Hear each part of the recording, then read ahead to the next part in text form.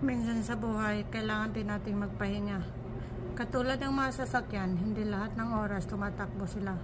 Kailangan din silang magpahinga. Kailangan din silang i-rest yung mga makina nila. Kung hindi, magiging overheat. Ganon din tayo mga tao. Magpahinga, mag-isip.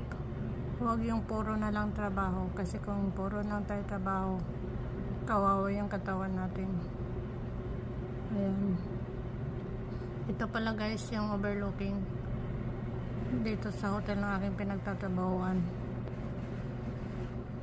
Yan ang police station. Yan dito sa downtown.